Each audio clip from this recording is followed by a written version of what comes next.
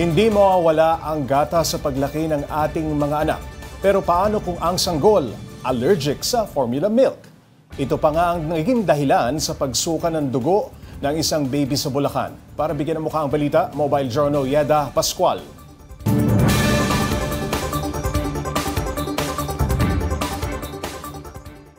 Mahalaga ang gatas para sa mga sanggol, pero paano kung ang baby may allergy sa formula milk?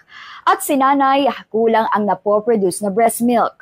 Yan ang problema ng isang ina mula pa Umbong, Bulacan.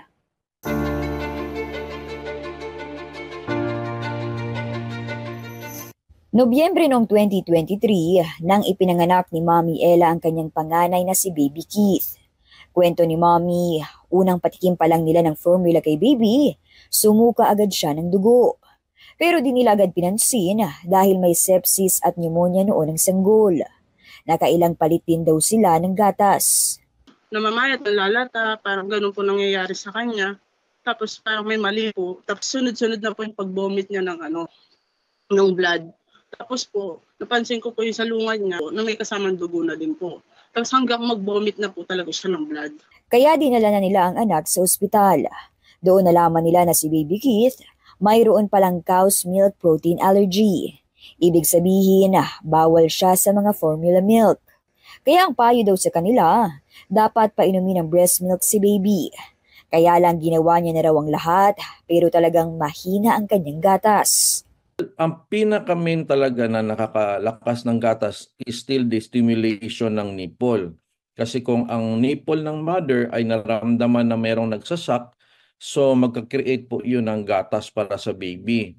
All the rest na approach is only secondary, like for example, yung mga seashells or sabaw or mga malunggay, secondary lang po yan. Nakakatulong pero hindi po yan yung priority. Paalala din ni Doc na nakakahina ng pag-produce ng gatas ng mga bagong panganak, ang labis na stress, pagod, puyat, pag-overthink at hindi pagkain ng tama.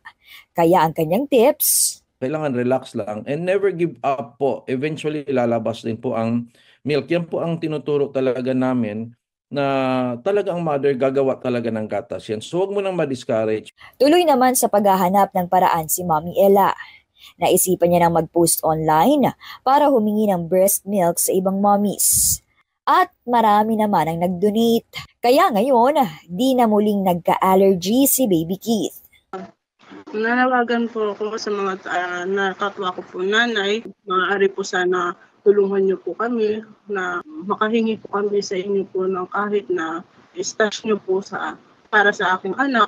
Kahit matulungan niyo po kami hanggang na-outgrow lang po niya yung kanyang allergy.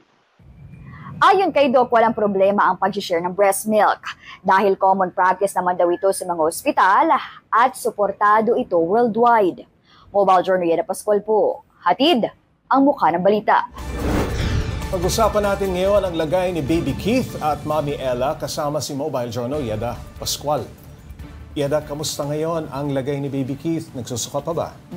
Yes, Pops Ray, good news dahil simula nga na mag-post si Mommy Ella sa Facebook, March 12, at tuloy-tuloy na yung pag-inom ni Baby Keith ng breast milk. Ayan, naging stable naman na yung kanyang kondisyon, hindi na siya nagkakaroon ng diarrhea, hindi na siya nagkusukan ng dugo, hindi na siya dumudumi ng may dugo. So, ngayon, okay naman na si Baby Keith at nagpapalakas siya. Pero Pops Ray, singit ko lang pala, kasi nabanggit ni Doc kanina na ito palang case ni Baby Keith ay rare.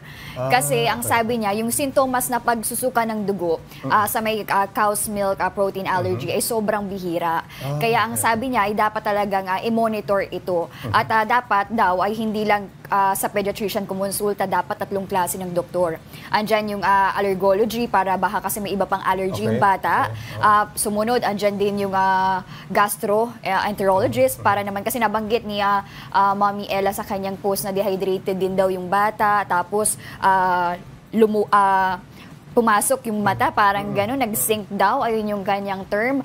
Pagkatapos, kailangan din kumonsulta sa iba-iba pang doktor dahil nga rare, more than usual, ayun yung term ni Doc. Doon pa lamang, Yeda, sa unang sintomas, kung halimbawa nakita nila sumuka ng dugo, ay takbo na kagad sa ospital. Ganun ba? Yes, tama ka dyan, Pops Ray, dahil nga nakakatakot kasi syempre sanggol ito eh. At yun nga, simulang isang gatas pa lang daw yung pinainom sa kanya, nagsuka na ng dugo. So dapat isugod agad sa emergency. Critical yung pagbabantay dyan kasi rare nga yung disease. No?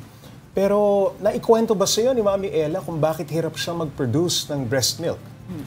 Yes, tama ka dyan, Pops Ray. At nabanggit din natin kanina na isa talaga sa mga rason ay stress. At aminado naman si Mami Ella na talagang stress siya dahil simula nga nung ipinanganak niya itong si Baby Keith ay isang buwan niyang hindi nakasama dahil nga nasa pediatric intensive care unit, dahil nga may sepsis, may pneumonia. Pagka uwi naman nila ng bahay, labas-masok din sila sa ospital dahil nga nagkakaroon ng diarrhea yung bata. So talagang hindi pa daw siya nakaka-recover sa stress, pagod at pag-iisip at puyat. Pero ngayon, stable naman na yung kondisyon ni Baby Keith. Hoping naman siya na lumakas siya at marelax siya at makapag-produce na siya ng mas maraming milk. Bukod sa stress, Yeda, ano pang dapat iwasan ng mga nanay na parang magkaroon ng ganitong klase ng sitwasyon sa kanilang mga baby?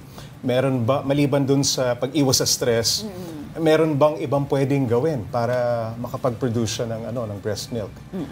Ayun, Pops Ray, nabanggit din natin kanina bukod sa stress, avoid din yung puyat, avoid din yung pag-overthink. Pero kasi, Pops Ray, nabanggit sa atin ni Doc Richard Mata, yung ating pediatrician, na ito kasing cow's milk protein allergy ay in general, namamana ito hereditary. Hereditary. Yes, kaya it's also a sign na pwedeng magkaroon pa ng ibang allergy yung bata habang lumalaki siya.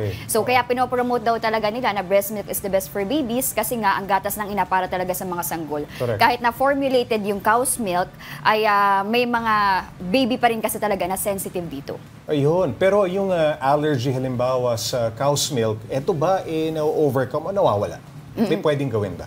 Yes, tama ka dyan, Pops Ray. Ayan, good news naman yan para sa ating mga mommies na nanonood kasi baka mamaya matakot sila magkaroon ng panic. Ito naman ang sabi ni Doc, majority naman ng mga may cow's milk protein allergy ay na-outgrow naman ito. Usually yung mga mild cases, 2 months lang, yung iba longer. Kaya ang dapat ay minomonitor talaga yung mga bata at mas maganda talaga na breast milk muna yung ating i-introduce sa kanila bago sila mag-take ng solid foods. Alright. Maraming salamat, Mobile Journal Yeda Pascual.